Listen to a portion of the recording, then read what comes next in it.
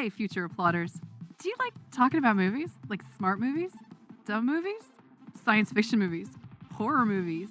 Fantasy movies? Do you like listening to people talk about a movie longer than it would take you to actually watch the movie? Do you sit with your friends and rant at great length about things you're passionate about? You may be interested in Shocked and Applaud. Join us while we go through peculiar movies, traditional movies, movies that we just like, movies that we find are sort of like, huh? Do we follow somebody on social media and then they posted about a movie and we're just going to watch it now? Sure, why not? Our podcast is completely unscripted, so you're going to stumble through things with us because we stumble a lot. We're going to laugh, we're going to talk about what's problematic, but really it comes down to talking about movies. You can visit us at shockedandapplaud.com, on Twitter at shockedapplaud, and Facebook at Shocked and Applaud. We hope to see you there. I'm Beau Gacy. I'm Robert DeSalvo. I'm Ashley Dahmer. And I am Jim Myers from Film Rage. And this is Collateral Cinema Halloween Edition.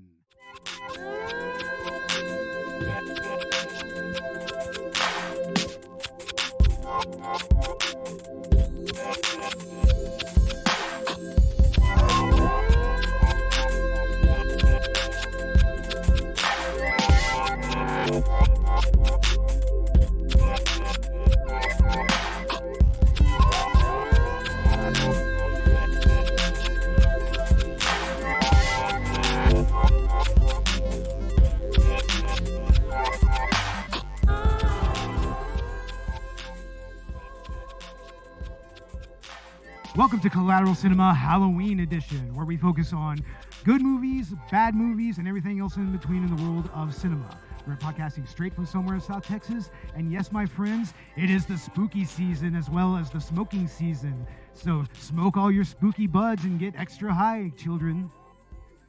Hell yeah. Hell yeah. It's like, happy Halloween, everybody. It is the spooky season. It's our favorite time of the year. Like, this is when we usually start our season, usually. But we always try to do a special dedicated Halloween episode every year. And this is quite an auspicious occasion. We have our first ever guest host on a Halloween episode, and that'd be Jim from Film Rage. How you doing, Jim?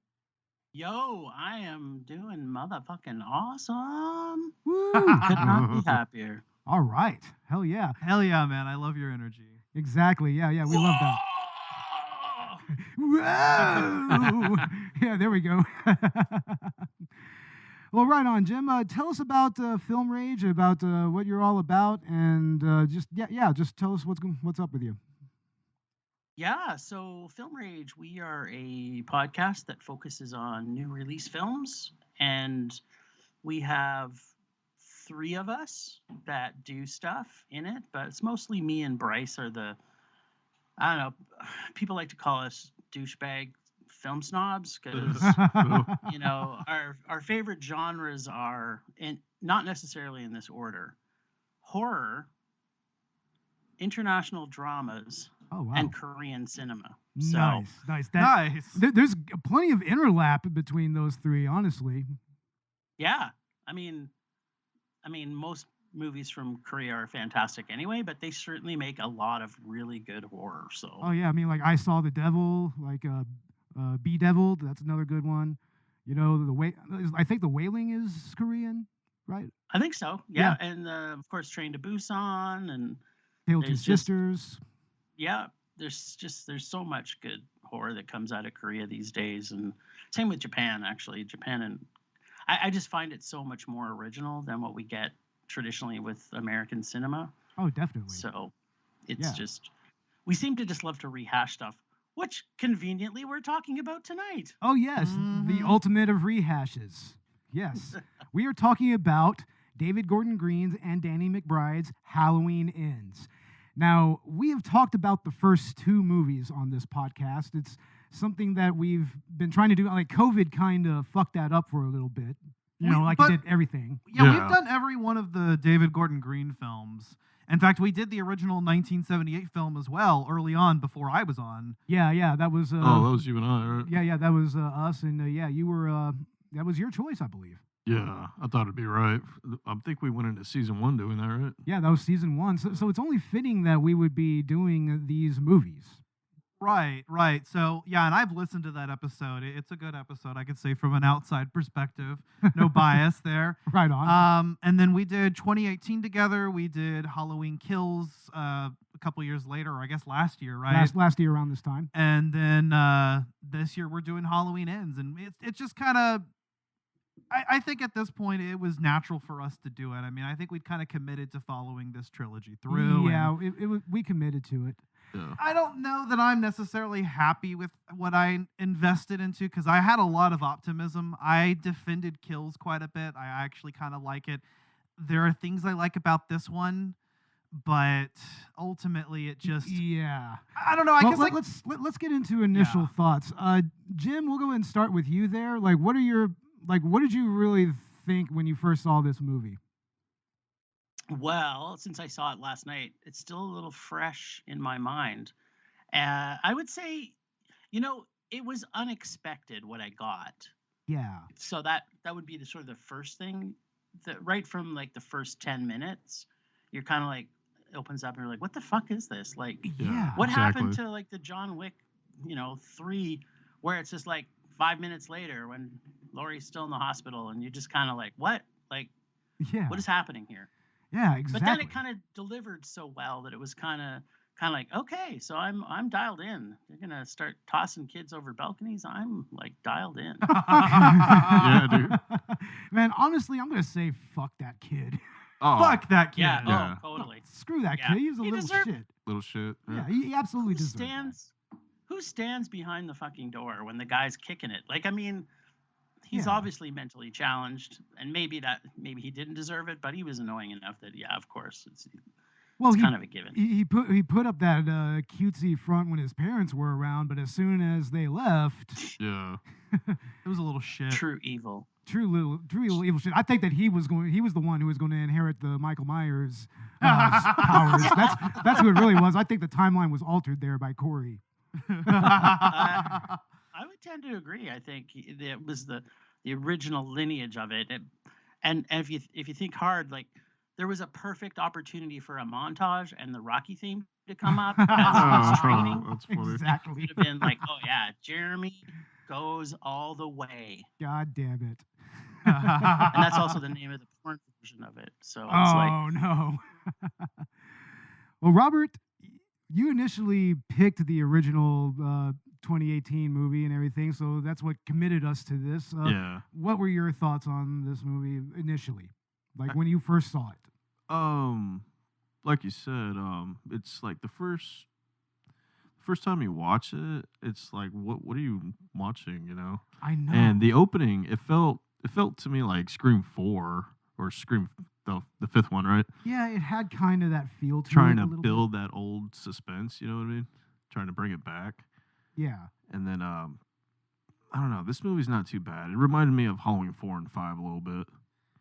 Yeah, I remember that you said something about, there being a little reference to the Cult of the Thorn in this. I mean, we'll get into Yeah. that here in a little bit. We'll talk but about that. Yeah, that Yeah. was quite interesting. I mean, we're not going to go into full spoiler territory because this isn't at the movies episode technically, but there's still a lot to unpack. Yeah, no kidding. I mean, my thoughts is like, I liked Halloween 2018. Halloween Kills just dropped the ball in so many ways for me. I mean, Totally. it just wasn't what I expected. And this was, honestly, you said this wasn't what you expected. This was almost exactly what I expected. I had a feeling that they were going to go this route, like with another, protege type, I guess. I was optimistic, okay? Because for me, Halloween Kills was made or break, I think. Made or broken. Made or broken. Yeah. Make or break, right? Yeah. Halloween Kills was either made or broken by Halloween Ends. Like, however they were going to go with this final movie would sort of define whether, Halloween Kills justified itself or not. And yeah, I am unsatisfied because I was optimistic that maybe it would. More cautiously optimistic as we approach the movie's release. And then, I'm watching it. There are some things that kind of click for me, some things that are nice. but I think that we just spent way too much time on the Corey plot and not enough time on Michael. Yeah. That too.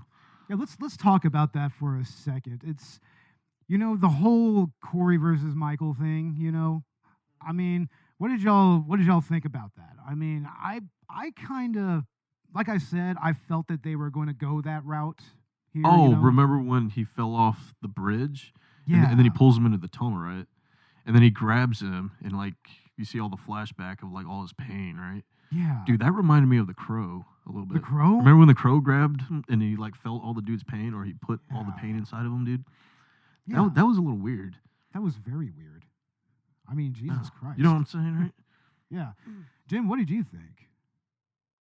I was fully enjoying that whole part of it. See, I tried to take it as it was in 3 books, right? It's like, first off, I'm not a big fan of sequels for the most part. I like original horror every time. So when you have a sequel, it's kind of like you're going to get what you're going to get. I found that Halloween Kills, I thought it was the funniest movie I'd ever seen for that year. It is hilarious. It is absolutely hilarious. Like, if you're going to that movie and not laughing your ass off, like the entire scene in the hospital is just ludicrously hilarious. The chanting, "Evil dies tonight." Like, it was like I left the cinemas with my hands in the air, just like at the end of the Breakfast Club going, yeah, this is like... It was like a parody. This is like... And it was so ultra violent. Like, he like Michael was just in his element, like stabbing up a storm. It was so good. The kills were so fresh and tasty. It was just like, I want to eat that all up. Like, I can't believe if you like the genre specifically of slasher, I thought Halloween Kills was pretty solid. And so when you start to see, okay, well, first off, there's 5 years later or 4 years, I think it was 5 years later, right?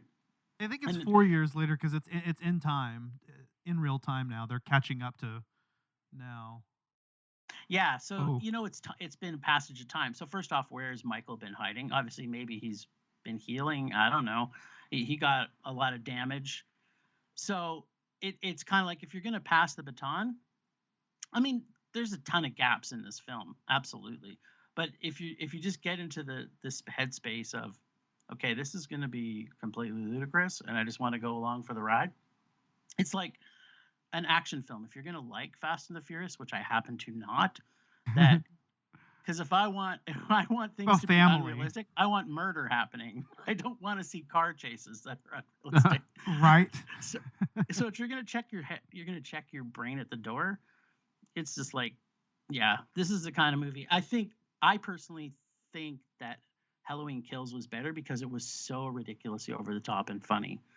This one, I wouldn't say that this one is funny at all, really. It's there's kind not of enough. dour. There's not enough Michael. There's not enough of those just scenes of just Michael just fucking being fucking the Shape. And even, but also there's no Anthony Michael Hall to ham things up left and right and choose scenery, And there's no Loomis presence either. No.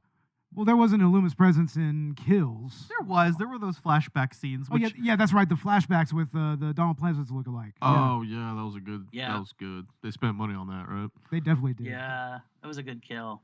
It was. I mean, there's so many great kills in Kills. Maybe that's why it's called Kills.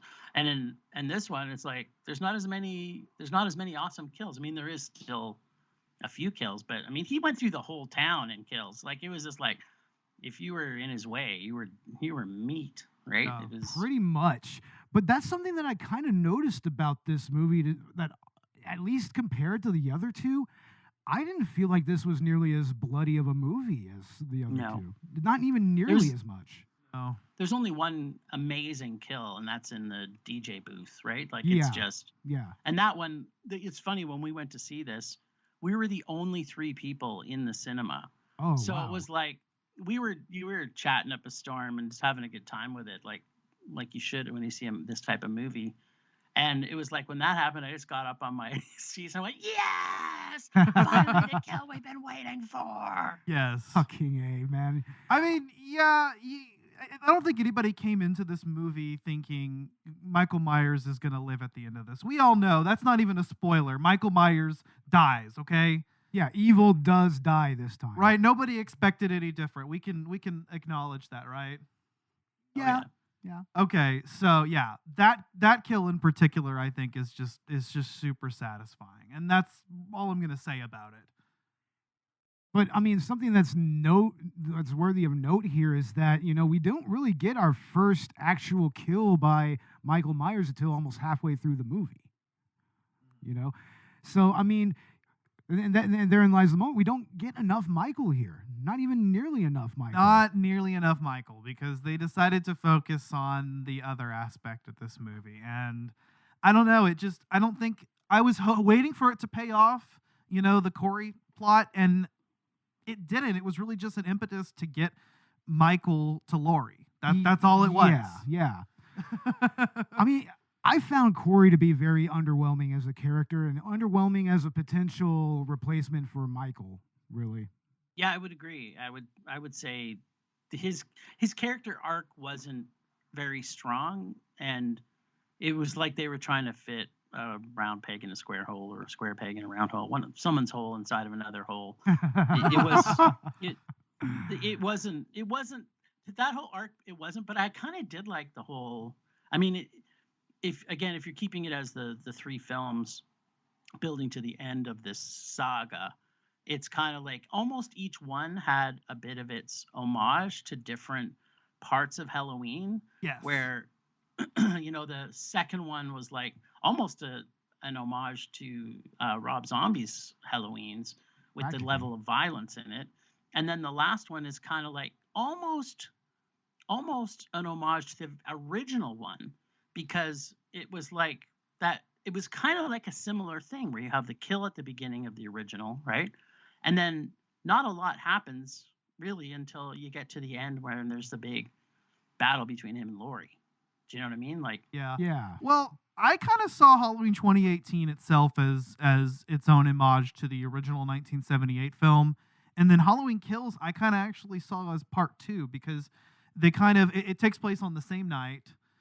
And they even kind of include their version of part 2 through flashbacks. There you go. Yeah. Plus, not to mention that it's staged at the hospital for a good part of the movie. Yeah, but with Halloween Ends, I mean, obviously there are homages in terms of style and tone, but in terms of like what part of the story they're paralleling, there's not really. And I think that's kind of where it's weak for me, I guess, is there's not something really to kind of compare it with. Yeah.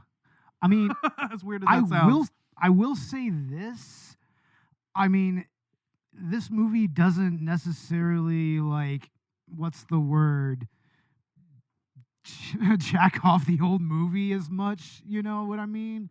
You know, like that's what I really had to take away with Halloween Kills, is that it was just so insistent on bringing up the original movie, like in so many ways, even recreating parts of it that, you know, I mean, I think that it failed to really take into account the rest of the story. It was all kind of centering around those flashbacks and everything. Here, not so much. Like some of the flashbacks, they just come very quickly and only in short bursts, you know? And there's like a lot of them in a short burst. So, yeah.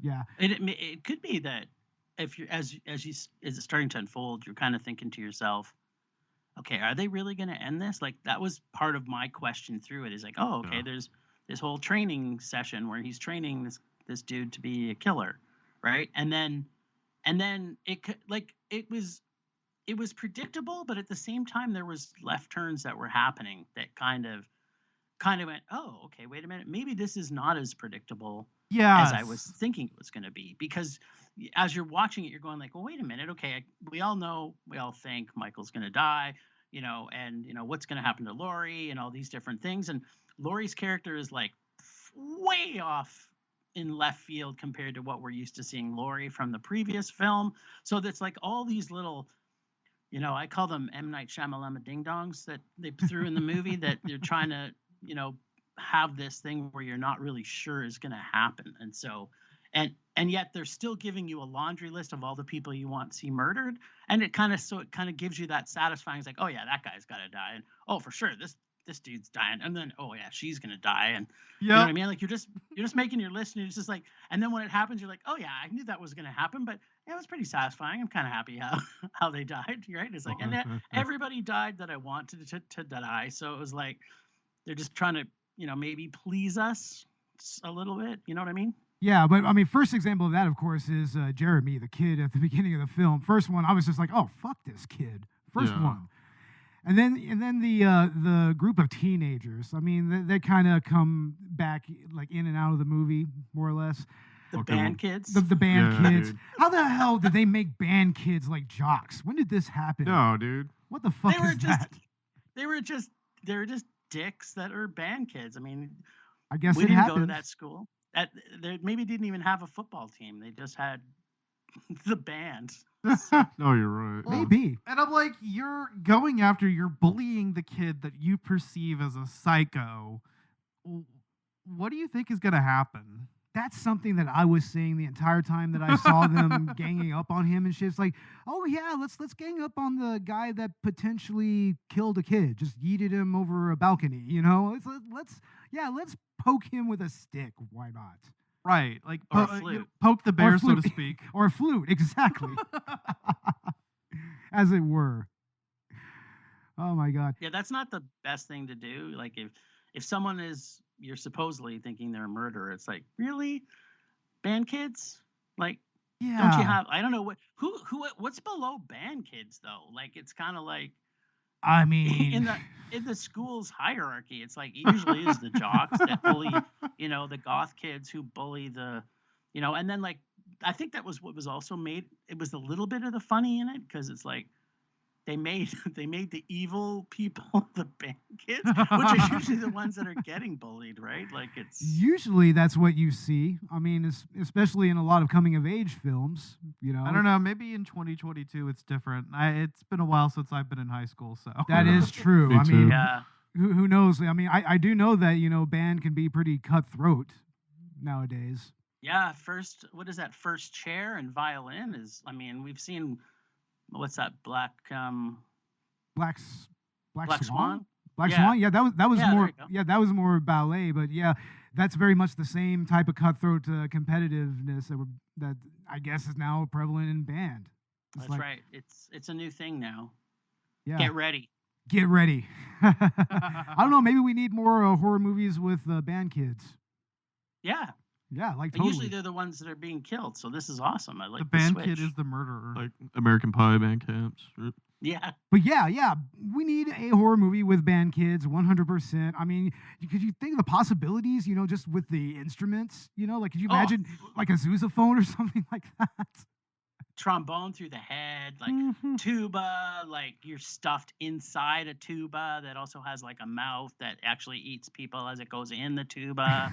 Fuck There's yeah. Death by flute through your penis hole, Oh, out your damn. asshole. Like there's just so many ideas. Damn, you're going that you full can on. You're going full on like Terrifier with this shit, man. God damn. Oh, yeah. I mean, maybe there will be band kids in Terrifier too. I'm still waiting.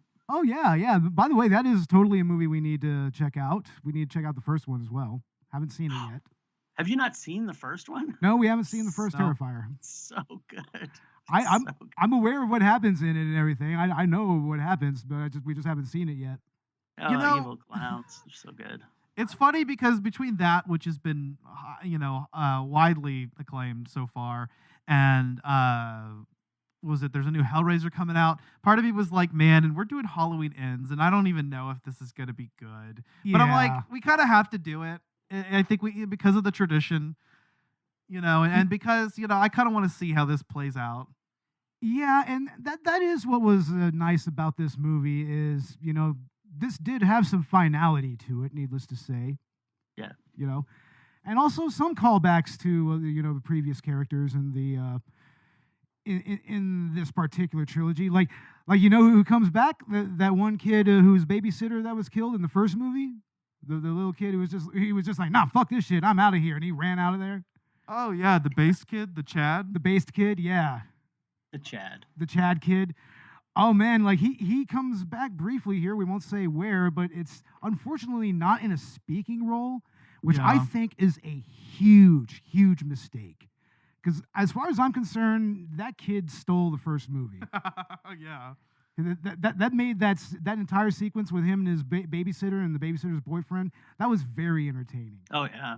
Yeah. Yeah, don't just do a little sprinkle in there. Like, give him his due. I think that they should have actually written him into the story somehow, like maybe being like neighbors with Laurie Strode or something like that somehow. Yeah. Yeah. Like that would have been great. Like have him kind of help out with the with Michael Myers and shit, man. It's like I think that would have been really fucking cool. I think this movie needed Ben Tramer.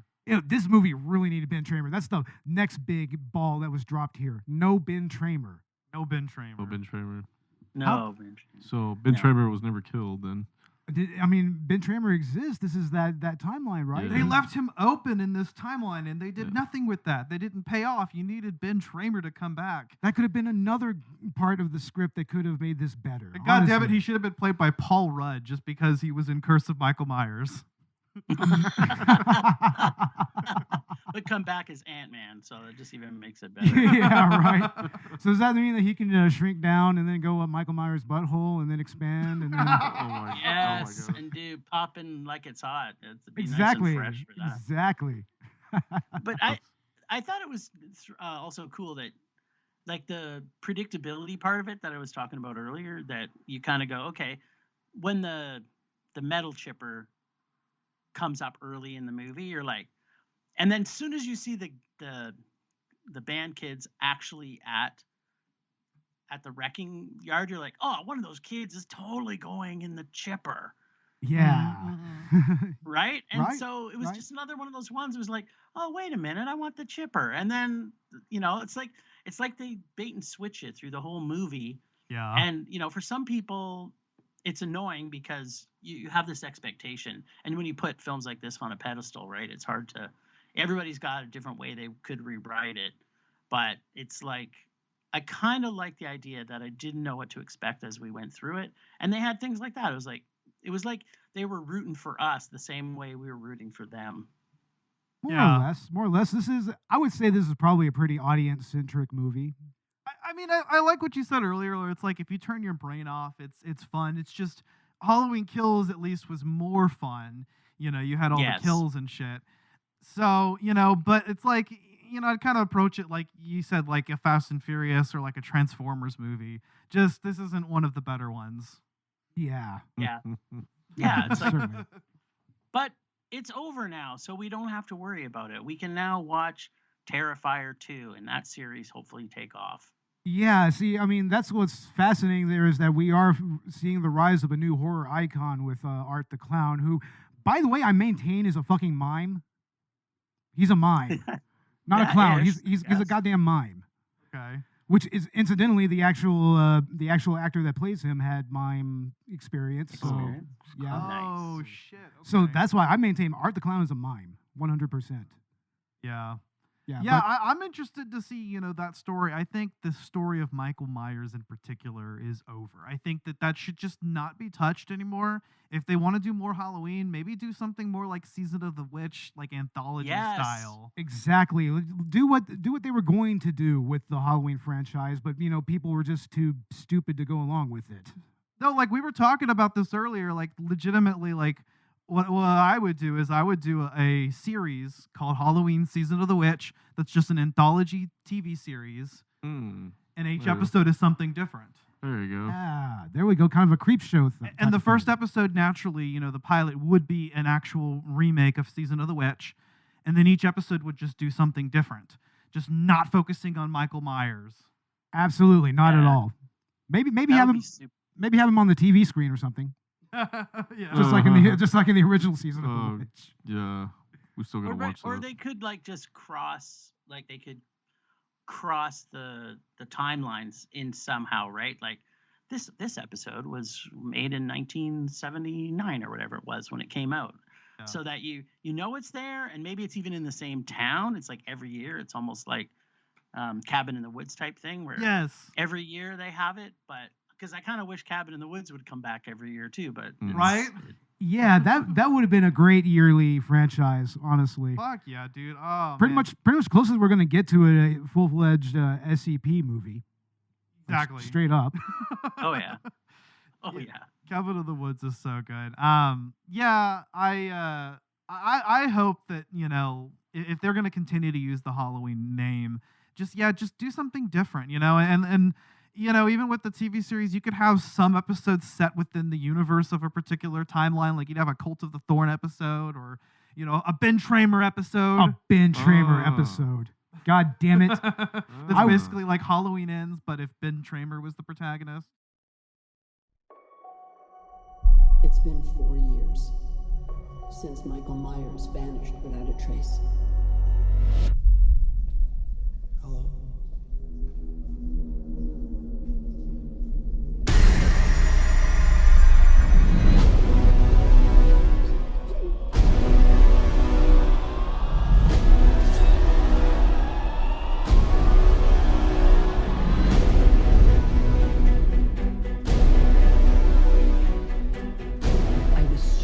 I saw him watching me. You pretend like you moved on, but you're actually just obsessed with death. What are you gonna do when Michael comes back for you? Because he is coming. But this time, something feels different. He's more dangerous.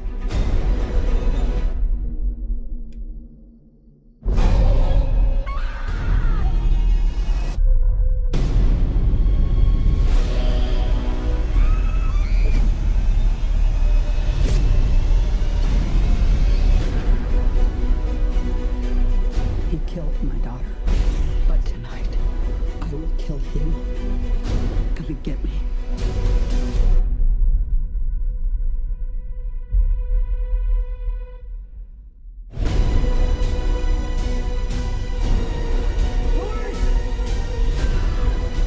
Maybe the only way he can die is if I die too. It all ends now.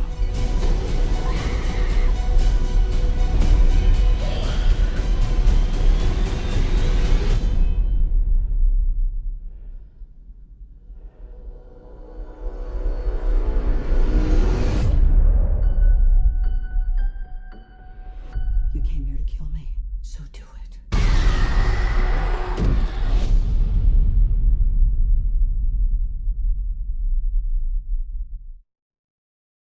That would have been amazing. God damn it. The things that we lost in this translation. God damn it. But yeah, I mean, there's a lot of wonky elements to this script. Like, I'm looking at one example, and that's when you have a callback to that one lady that got the fluorescent bulb shoved in her neck. You know? It's like, that kind of brings this element of guilt that, I don't know, seems a little ham-fisted, more or less, you know? Because it's just kind of out of nowhere. Yeah, so she lived. I thought that was crazy. I thought she bled out. Yeah. Same here. I thought that she was bleeding out and that she wasn't going to make it. She watched her husband get carved like a jack-o'-lantern. Oh, yeah. Dude. Yeah, definitely. But, I mean, there's elements of that, you know, can be a little off like that. And I've noticed that a lot with David Gordon Green and Danny McBride's movies. Yeah. You know, there's some elements where the script can get a little off the charts, you know. Well, I actually agree with you, Beau. I think the franchise could have ended at Halloween 2018. That was honestly a perfect way to end it. It should have. And I'll wait to my final thoughts to say why I feel that it should have been. Yeah. But, I mean, yeah, and we already had another good canonical ending to the franchise with H2O, right? Yeah. Yeah. Yeah, but that was a total ass pull when they brought Michael back the way that they did in that movie. It seems to be an In ongoing Resurrection. pattern here. It's like every time they try to like bring it back, but finish it, you know, they do a pretty okay, decent job. But then, you know, when they try to follow that up again, they fuck it up. Yeah, exactly. I mean, we saw that with H2O. You saw that with you know, Halloween 2018. I'd even argue the Rob Zombie films to an extent. Like the first movie is okay. Like I kind of like it for what it is. It's something different. But I was totally going to say that, honestly. Like, I mean, even Rob Zombie's Halloween, like, he didn't want to make a sequel to that. He didn't want to. He was like, no, the movie's fine where it's at. But, you know, they wanted that money. So, and in the end, I know that for a fact that John Carpenter has straight up come out and said, it's like, Hey, they want to throw me money, make as many Halloween movies as you want. So who knows? I mean, Yeah, he's stepped off doing the music now. Like, he's not involved. We want Carpenter to come back and direct movies, not. that's But he going into didn't want what? to come. Go ahead. Yeah. Oh yeah, I was just gonna say he didn't want to he didn't want a second one of this to come out, right? Like he was just like, yeah, it's bookended, it's done. Yeah, exactly. And what Ash was about to say, like about what John Carpenter wanted to direct, because he wants to direct again, but what was he gonna? What movie did he bring up? a Dead Space movie. He mentioned that he would be interested in doing that. Ooh. And I've seen that kind of pop up all over the net, and I'm like, a John Carpenter Dead Space movie? Fuck yeah. That would be amazing. Oh yeah. But then again, he made Ghost of Mars, so make of that what you will. That's true enough. He's gotten old. Maybe he should just stick to music. Yeah, maybe he should. I mean, that has always been his best bailiwick, like especially with all of his movies. He's remained consistent throughout, this trilogy of films, composing the music, I believe. And that's all he contributed to Halloween 2018, which, I think is just a fine movie. It's a good movie. It really is. I mean, it's my favorite of the trilogy, and Yeah. it's a fitting end, like we said earlier.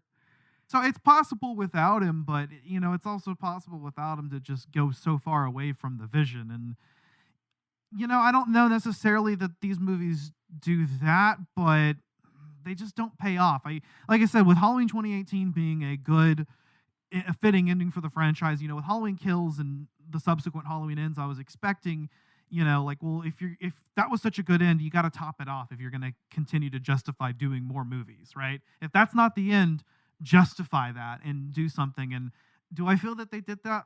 I mean, the last 15 minutes of this movie, I think, are very satisfying. Yeah, that's really my favorite part of the movie is when we finally get to Laurie versus Michael. Yeah. Properly, And that's where, kind of that other subplot even almost sort of pays off a little bit, but not really. Yeah. Yeah, it was kind of like, it's like this very slow, I was calling it blood orgy foreplay as you're watching it, right? It's kind of like, it's like slowly just giving you just a little bit. There's just like pre-jizz coming, and then it was like by the time you got to the end, you're on full-on bloodgasm, which is what we've been waiting for. Exactly. It's like that slow burn that happens, or they would put little, M. Night Shyamalans in there to keep you along for the ride. To go, wait a minute, they didn't eat, and then the last 15 minutes was just like, here, we'll just put a nice cap on that, and away we go. Oh yeah. And it's like, okay, yeah, I busted a nut, but at what cost? Yeah, you get that post-nut clarity. Oh my God. Yeah, I mean, another example of the script wonkiness, I will say, is the whole relationship with Corey and Allison. Like, I don't know. That really just took me out of the movie more than anything. Yeah, I don't know. I was not sure what to feel about it. Yeah. What do you think, Jim?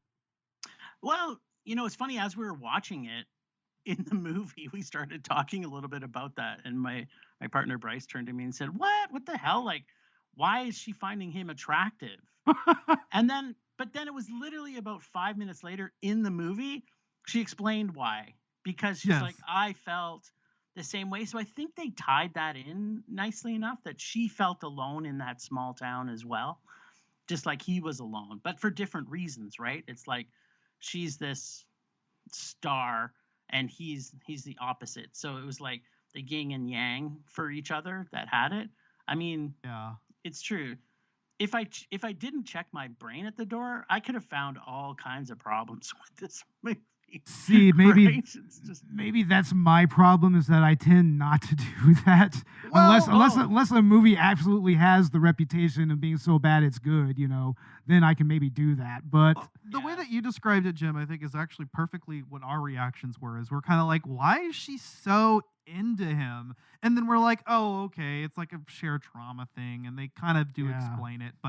And at that point, I sort of invested myself into it, and then I was like, well, I guess I shouldn't, because he's obviously going down this path. So. Robert, what did you think about Allison and Corey? I mean, did this relationship justify itself well enough here? Sort of. I mean, because they were both fucked up in many ways, Yeah, I And get that. mostly the same ways, right? I just kind of feel like that's been done before, Yeah. like better in certain other movies, maybe. Yeah. But there was sprinklings, like if you remember where she worked, right? It was like she got fucked over because she didn't fuck the doctor, and it's kind of like you can see, okay, this is a reason. Like I thought they were gonna do a whole natural born killers sort of Ooh, scenario where yeah. they get on his motorcycle and They almost Yeah. did in I this know. movie. Almost. Yeah. They kind of intimated that a little bit. Yeah. They do actually. Mickey and Mallory. Oh, Oh yeah, Mickey Mouse. We got to do that movie sometime. But yeah, I mean, like I said, I mean, I don't know. Maybe it's my aceness that kind of took me out of that. But I mean, the romantic thing just didn't work for me there. It didn't add anything to the movie for me. I mean, personally. Yeah, I would You know? agree. I think you're right. It didn't need to happen, I guess, really. But then you start, if you peel that onion away, then there's just so many onions that fall behind it.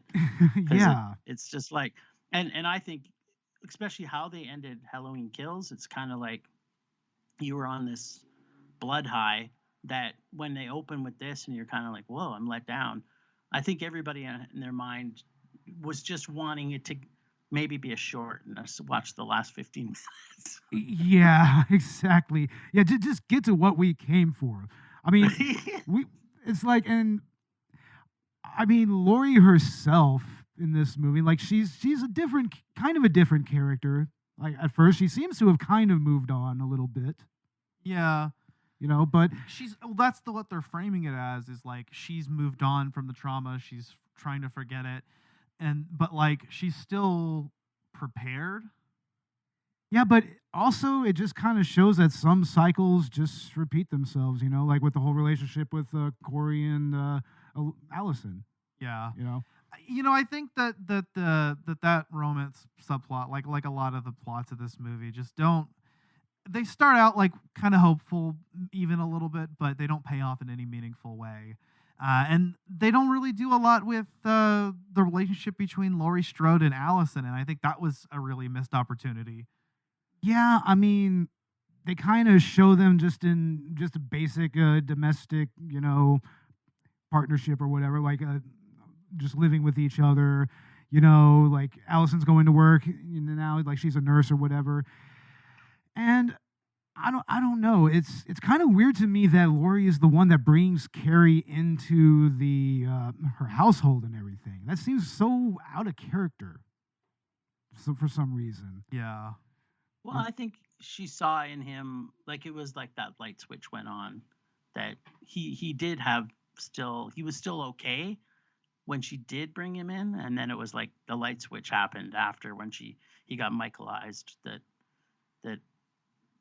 now she saw he was dead inside. You know what I mean? Like I think there was still hope, and that's that kind of this movie is kind of like that a little bit. There's hope to you can move past these things, and so those subtleties, which again I think is maybe the reason we're let down. Like think about this movie if they would have done this instead. Imagine it opens and it is like a hybrid between John Wick and the chicken fight on Family Guy, where it's Laurie and Michael like duking it out for 2 hours straight. Wouldn't that have been? I think that's what everybody wanted to see. That would have been amazing. That's what we wanted to see. That's what we paid That's for. what I wanted, but instead we got Love Actually or some bullshit. I don't fucking know. That's right. We got love. We got love. Actually, we got love. Yeah, actually. definitely. We got love. Definitely. Yeah. No, definitely. But I think that's that's maybe the twist part that they were looking for, because if they went into that, of course we'd all be completely satisfied, and this would have got 10 out of 10, 100 out of 100 on every rating. But I think they were hoping they would have that precedence to people to think they're telling us it's going to end, but it's not going to end. So they kept putting those side turns in for us to have to question what we're thinking through it, when ultimately everybody was invested after Halloween Kills and just like, we just want to see mayhem. And that's, I think, ultimately our hearts are broken more than anything else. Especially when that mayhem doesn't come in till halfway through the damn movie. You know? I mean, that was a questionable decision for me. Yeah. Like I don't think they should have kept Michael in the shadows as long, and I don't think that they should have kept the killings held off like that. You know? Yeah, this is supposed to be the part that's just like fuck it, and it's just supposed to be nothing but killings. Let's finish off the franchise. Let's kill everything. But they didn't do it. They could have. They could have. And everyone. Yeah, could you imagine if the entire town got killed too? That would just a massacre of ginormous proportions. Like unprecedented. Honestly, yeah, actually, that would have been the perfect way to do it. Then Michael would actually have been the threat to take seriously, like they were taking in Halloween Kills, even though he killed like 3 or 4 people like several years ago. Evil dies tonight. Evil dies tonight. Yes. and the rest of the people that were still alive would still keep the chant going. Exactly.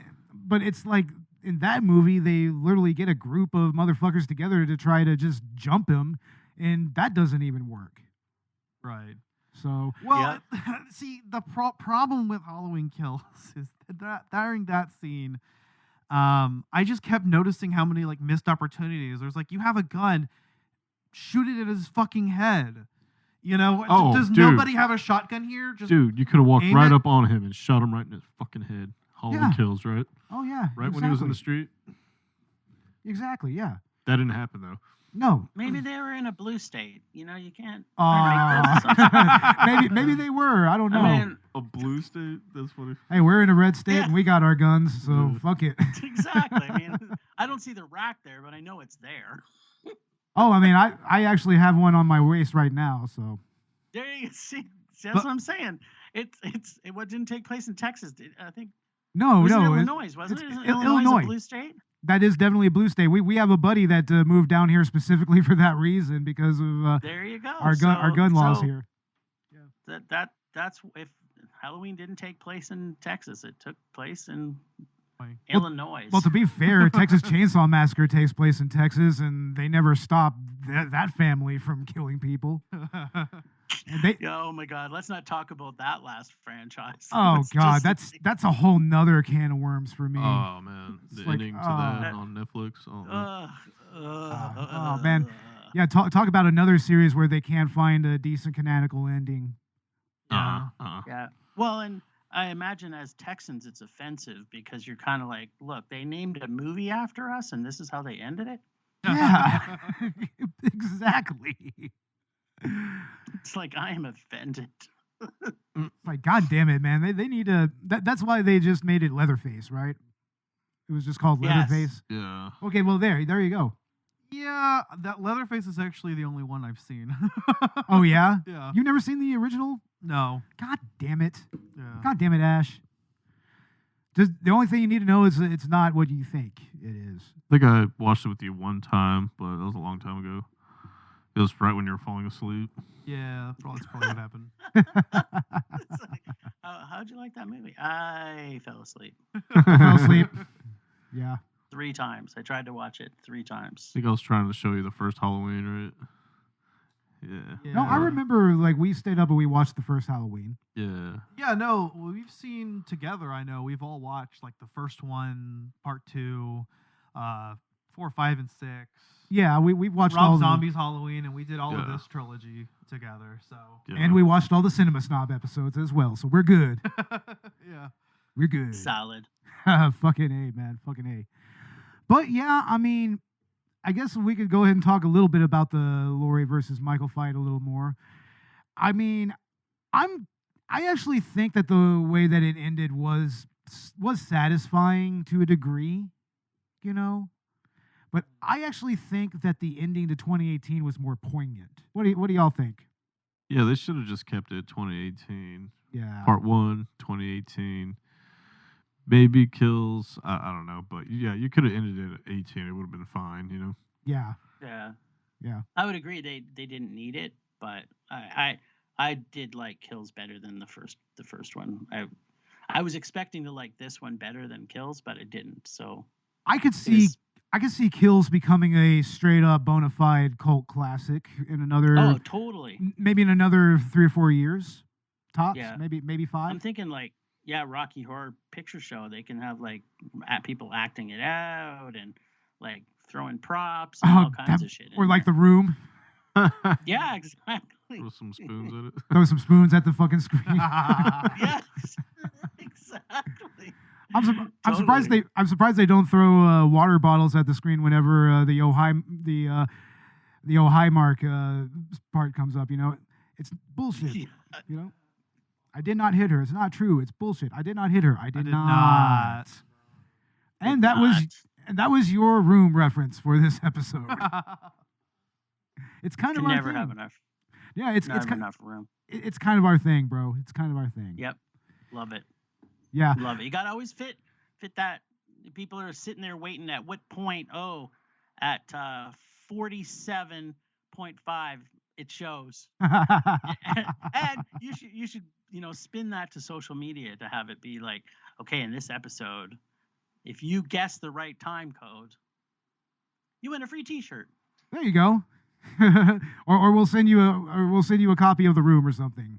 Yeah, I don't exactly. know. Fuck it, right? But yeah, I mean, Laurie and Michael, I think that, the fight itself was pretty brutal. I like how it really did try to parallel the showdown from the original 78 movie. I liked how the angle that they went with that. Yeah, I liked the crucifixion scene with him at the end too, right? Like it's like there's so much symbolism through the end. There was, yeah. And also, how the whole town was involved in that and everything. That was really cool. Yeah, I was sitting there. I was watching it. I'm going, okay, so what are they gonna do? And then it was just like the light bulb turned on. It goes, you know what? We haven't seen yet. I turned to my two buddies and like, we have not seen the chipper. No, and, we haven't seen it yet. Ta-da! Yeah, well, we all knew that it was going to be used in some capacity when it first came up. Exactly. Yeah, I mean, you don't put foreshadowing like that and not deliver. If they would, if that never happened, this movie was a bust. Yeah, definitely. It had to happen in some capacity. I was expecting Michael to use it at some point. Yeah, well, I think that's what they want. They kept wanting us. They wanted us to think that it was going to be a killing implement.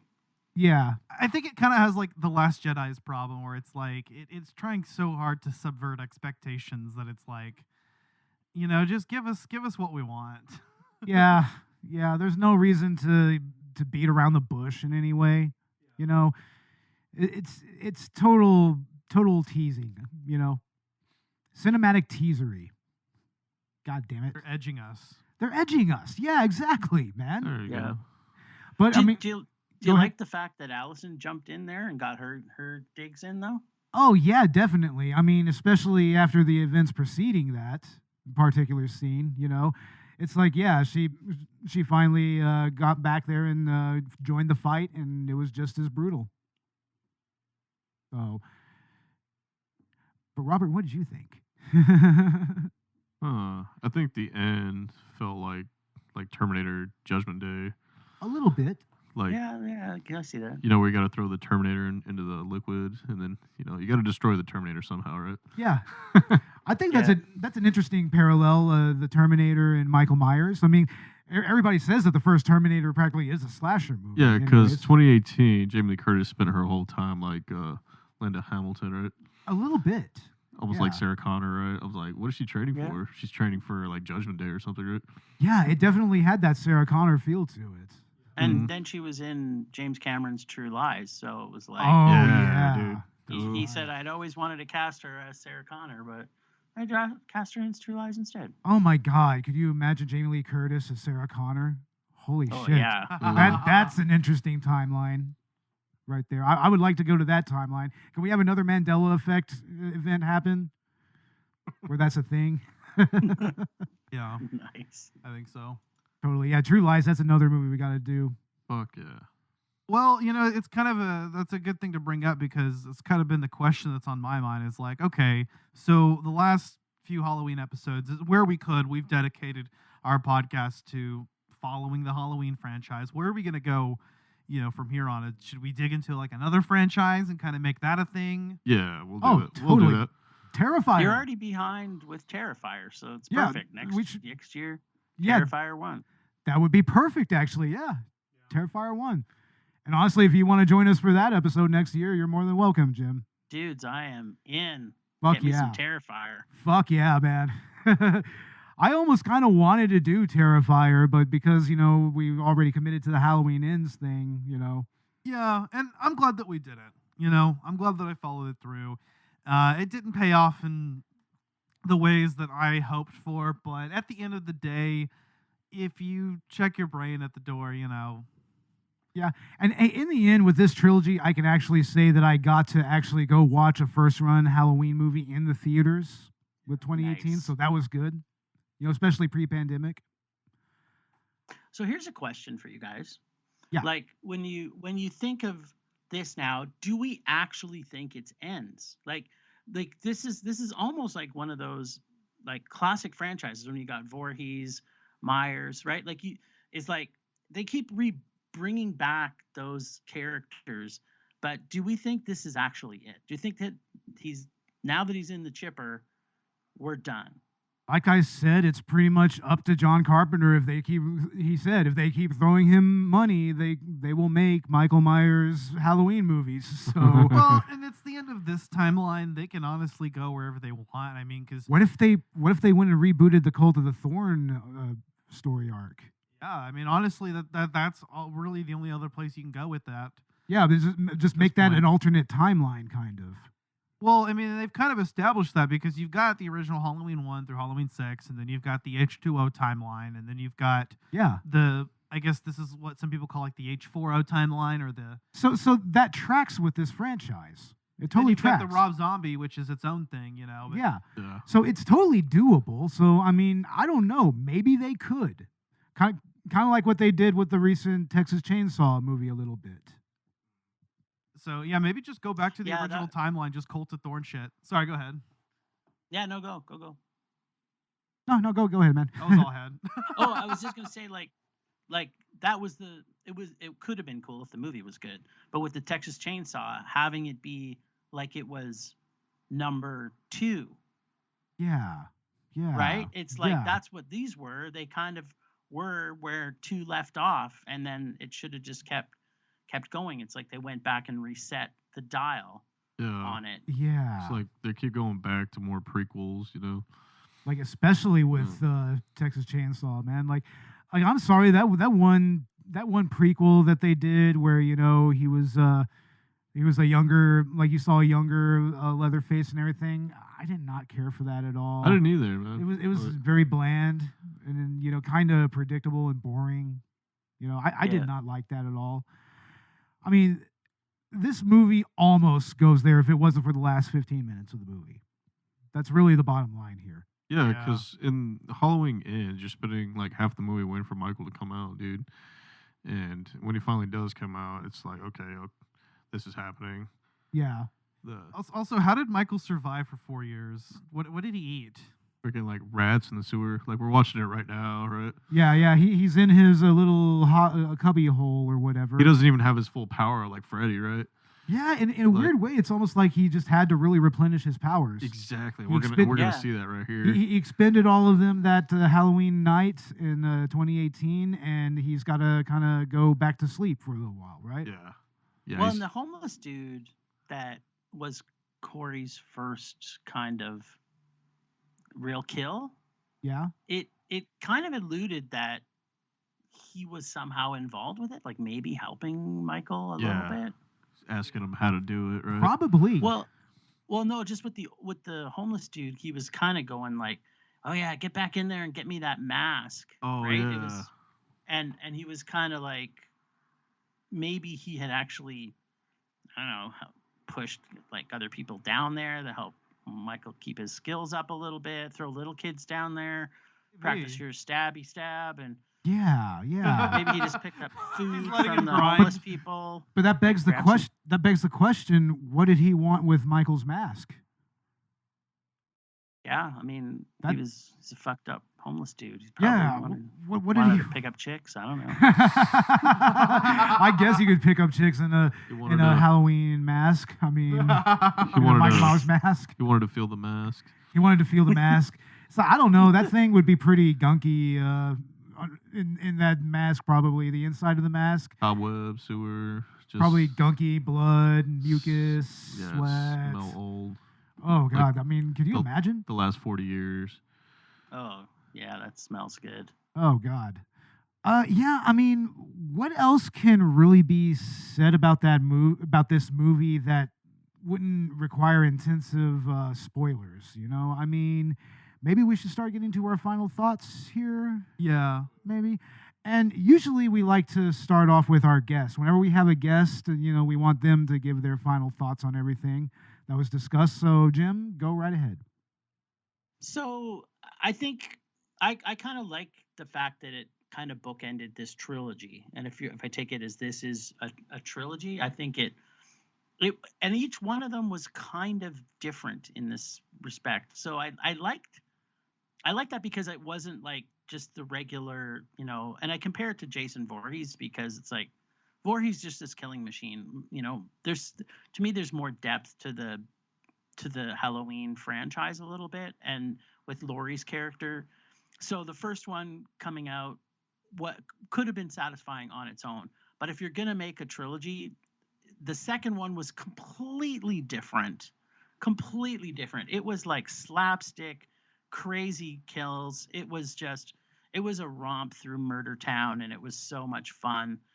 This one, I was also satisfied with it. I mean, I didn't love any one of them. If I loved one more than the others, it would definitely be in kills. But I think I like the fact that with this one, it did keep having me guess. And I don't like because I would think usually you're going like, oh, I predicted that. That's going to happen. And, you know, oh, yeah, this was so predictable. And, you know, this wasn't that. It wasn't predictable in any way to me. I mean, the ending was predictable. We all knew that it was going to happen. But the way that we got there was completely different. So it was surprising to me of what they delivered on. So I liked it for that much. Is it the movie I wanted to see? No. Am I glad I saw it? Absolutely. Did I love it? No. That's fair enough. Yeah. Awesome. Yeah. Oh, go ahead, Robert. Give us your final thoughts. This was initially your choice that brought us here, initially in 2018. So, Oh, yeah. yeah. What are your final thoughts on Halloween Ends and this particular trilogy? You know, I liked how they closed it out at the end, you know, but I think they left sort of the door open, like on a fan film based, you know, really. Yeah, that's something that we've talked about a lot when it comes to Halloween is the fan films and everything. And the fact Yeah. that we were talking about, like, you know, how anybody can be the shape now. Yeah. And that really left the door open. Yeah, it did, especially, I mean, and I can see that with the whole thing with Corey and everything. Yeah, with Corey. Yeah. It actually leaves, and if you accept the idea of maybe, you know, Michael's powers having some type of transference There you go. and everything, Yeah. it's like, yeah, that kind of makes sense. It's like you can have different iterations of Michael now, Yeah. Yeah. you know? I mean, So, you could argue that we've always had that. yeah, we were But- thinking about that. And Yeah. I was yeah. like, oh, okay, this movie kind of makes you think, but Like, we wanted to do a Halloween fan film, and I wanted to kind of take a different approach to, you know, like Michael's actual surroundings a little bit. yeah, we wanted to do a fan film, and we could still probably do that because we got all the gear now, right? We do. Yeah. But as for the movie itself, As like, for what do you Halloween think? Ends, I like the way how they closed it out at the ending where they pin him down, crucified him, put the fridge on his leg, and then Yeah. but yeah, half the movie you spent like wondering where the hell Michael was, and it was just Corey doing everything, right? Yeah. Right. And then And was Corey that compelling of a character? no, not really. I mean, we all wanted to see Michael do more of the killings more than anything, right? Yeah, we did. All we got was like Diet Michael Myers. Exactly. More or less. Diet. Michael Myers 0. Like Yeah. wish, Zero, wish, yeah, totally. Wish Michael. Well, like wish.com, Michael. Corey was Wish Michael.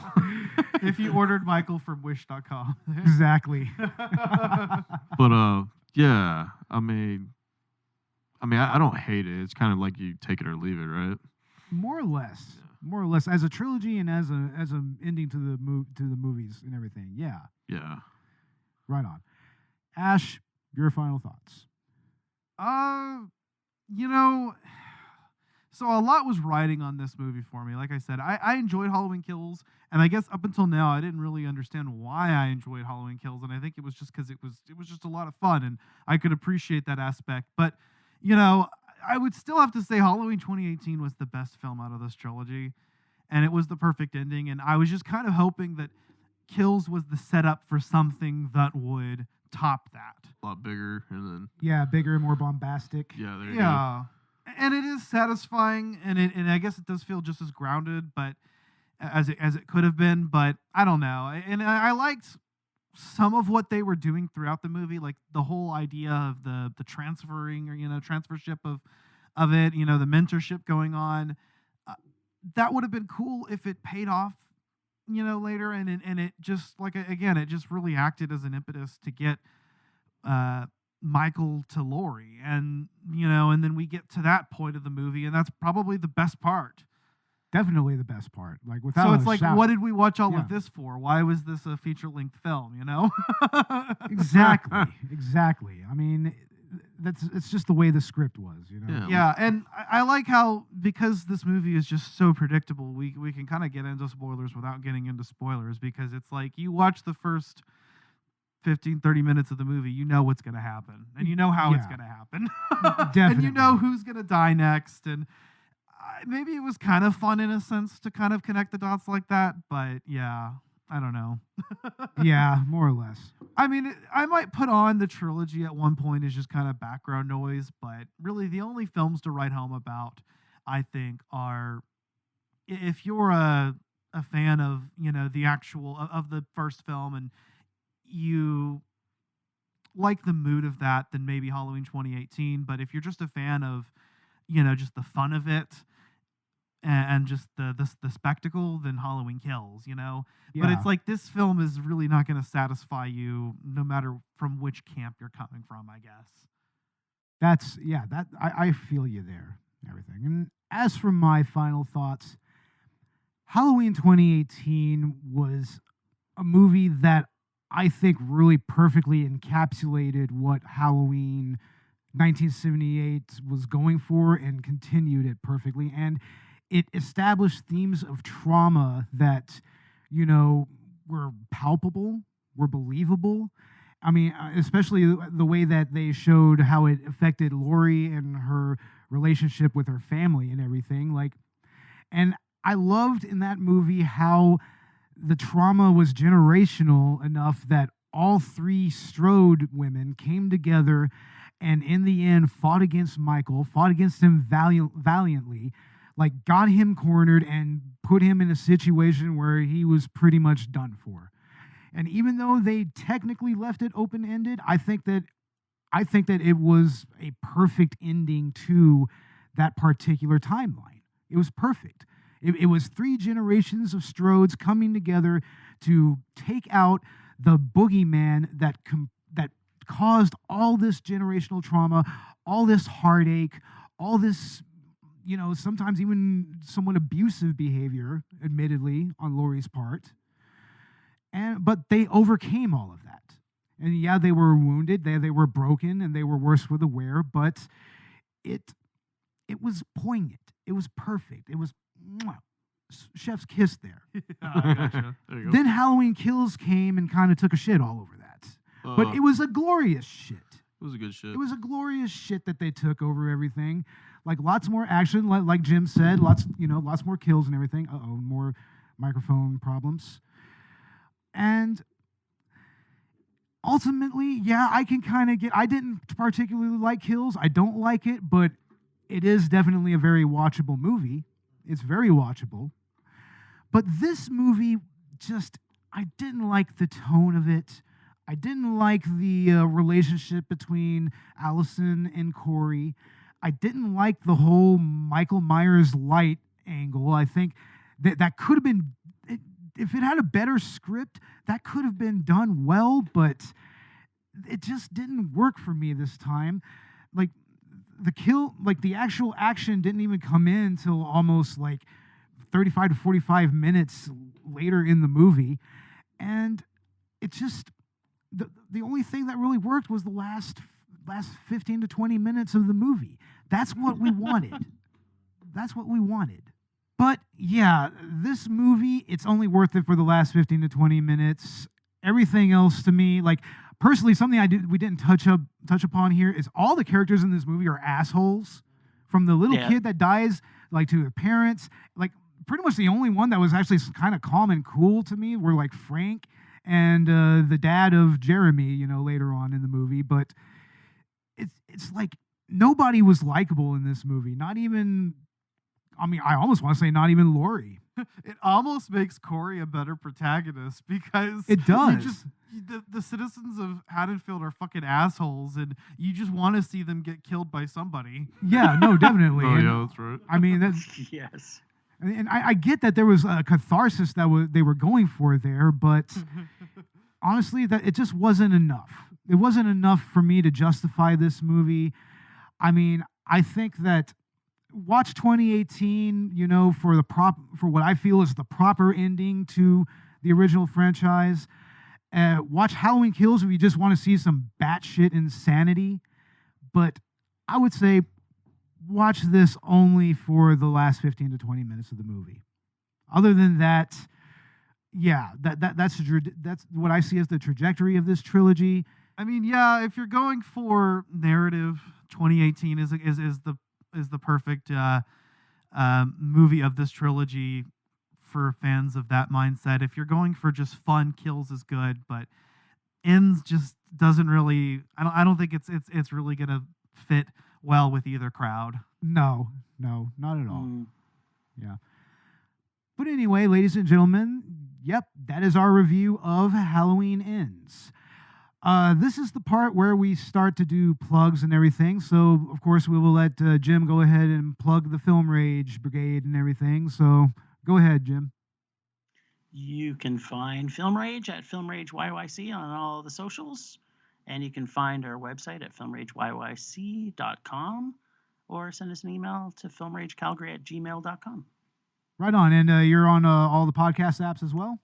Ugh, so many podcast apps. I know. Tell us about it. It's funny because if you search Film Rage, just Film Rage, it's usually Nicolas Cage that comes up. But if you put in Film Rage podcast, we usually come up just about 5 or 7 down from all the Nicolas Cage. Hey, I mean that's some good company to be sharing Google space with. Oh, there you go. Hell yeah, yeah. But yeah, that's good. And what do you have planned for your next episode? Well, we will also be talking about Halloween Kills. Oh, nice. Depending on when yours comes out, you'll hear us talk about it as a crew. And we're back to our regular schedule. We just spent just about 2 weeks at a film festival where we reviewed something like almost 40 features and about 45 shorts. Nice. So it was jam-packed. Wow.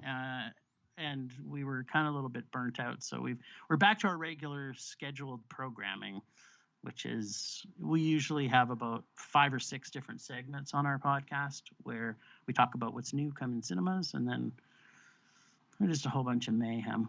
Oh yeah, it's just like a Halloween episode, but you never know which version you're gonna get. Yeah, that kind of sounds like us a little bit. Oh yeah, that sounds like us a little bit. So, yeah. Ash, what's going on with Collateral Gaming? Well, we actually just published as of today the Resident Evil 2 1998 review. So check that out if you haven't by the time that this is out.